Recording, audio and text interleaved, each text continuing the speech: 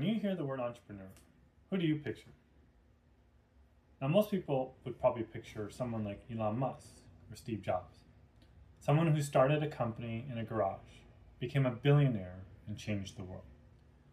And that someone was probably just born different, born bolder, born with something most of us don't have. Now, I used to think like that too. And that image, kept me from starting for a long time. Because I didn't look like that.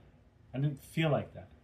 And I figured if that's what an entrepreneur is, then maybe that's not what I am. It made me believe I couldn't do that. Now I want to offer you a different picture.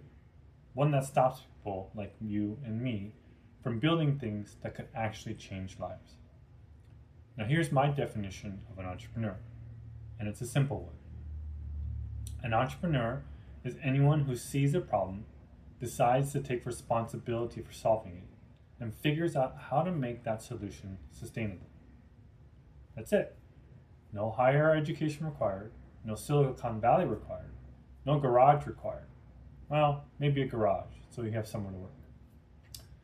But an entrepreneur is someone who refuses to accept what is broken, who looks at something wrong in the world, a community without clean water, children without education, families trapped in poverty, a neighborhood without jobs, maybe even a baked good that could be healthier, and says, somebody should go do something about that. Maybe that somebody is me.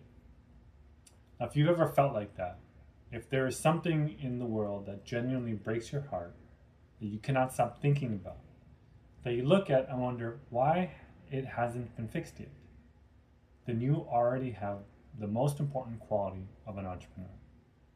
Everything else is learnable. That part isn't. That part has to come from you. Now let me give you a simple framework. Every entrepreneur, whether they're running a tech startup or a food pantry or a microfinance NGO, does three things. First, they see. They notice something broken that everyone else has accepted as normal. They ask questions that most people stop themselves from asking. Why does this still exist? Why hasn't anyone fixed this? What would it actually look like if this problem were solved? The ability to see clearly isn't a talent you're born with. It's a practice. It develops when you spend real time in a community, when you listen carefully to the people around you, when you resist the temptation to look away from what's difficult to see. Now the second, they act. They move toward the problem, even without a complete answer, even without certainty, even before they have a plan. Now this step separates the people who change things from the people who intend to change things. Intention without action is just a feeling. Action, however imperfect, however small, is the beginning of something real. Now they don't wait for the perfect idea. They don't wait until they have enough money. They don't wait until their timing is right. They start. They talk to people. They try something, and they move. The third thing, they learn. They adjust based on what they discover. The first version of what they build is almost never the final version. Failures are feedback, not evidence that they should quit. Every attempt teaches them something. Every setback sharpens the picture. So you see, act, learn. Write those down. This is the loop you're going to be running for years in your venture. Now I want to quickly take apart 5 things people believe about entrepreneurship that will hold them back if they don't get it out in front of them. Myth 1. You need a perfect idea before you start.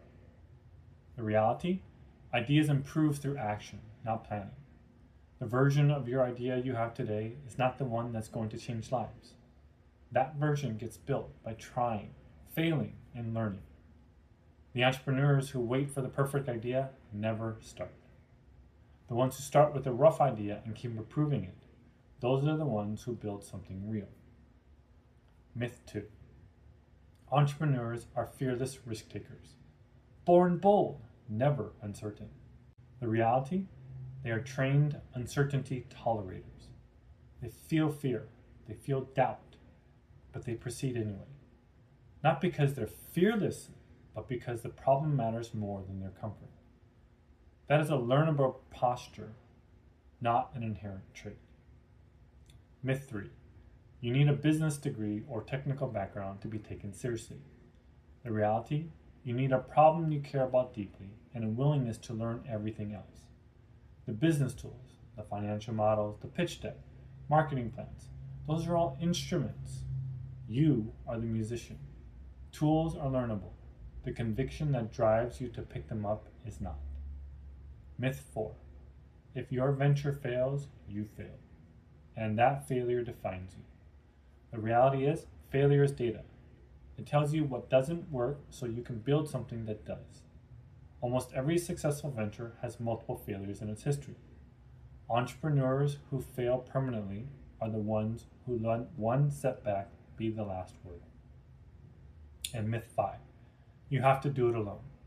The reality is the best entrepreneurs build teams, find mentors, and ask for help. The lone genius is a myth. The reality is a network of relationships, advisors, partners, supporters, fellow travelers. One of the most valuable things about entrepreneurship is that you aren't building it alone. You'll be surrounded by people doing the exact same work. Now let me make this concrete with 3 examples, because I want you to see that this definition works across very different contexts. Desmond Coney grew up in Ghana, the son of a farmer. When his father died, the farm passed to him. He saw a problem, not the farmer's lack of effort, but the broken infrastructure between their fields and the markets that needed their produce. He built Complete Farmer, a platform connecting smallholder farmers directly with global buyers. He started with a digital tool and a vision. Today, Complete Farmer operates across Ghana and Togo, matching hundreds of farmers to international food companies, giving farmers higher prices, more predictability, and a direct line to a world that was previously unreachable from their fields. Refugee Women's Network was founded in Atlanta by a group of highly skilled refugee and immigrant women who saw what nobody else was addressing. Women were arriving with real abilities, cooking, sewing, crafts, professional backgrounds, but no credentials that translated, no networks, no way to access the market for what they could do. RWN started with a simple conviction. These women have what it takes. They just need a door. Today, they run economic empowerment programs, a culinary business incubator called Chef's Club, and a micro-enterprise lending program. One woman used a $2,000 loan to buy an industrial sewing machine and built a business. She said, and I'm quoting, "Without Refugee Women's Network, I could not do anything. They gave me not only money, they gave me confidence." And a third example, this one is a composite drawn from a pattern you see across the country. A construction business owner who felt increasingly convicted that his company should do more than generate profit. He started hiring formerly incarcerated men, a group most employers refuse to consider, and investing in their training. His retention rate ended up higher than the industry average. He now funds a re-entry program out of his profits. There are versions of this story in Louisiana, Chicago, and in cities across the US. Business owners who decided their company was a vehicle for something larger than a balance sheet.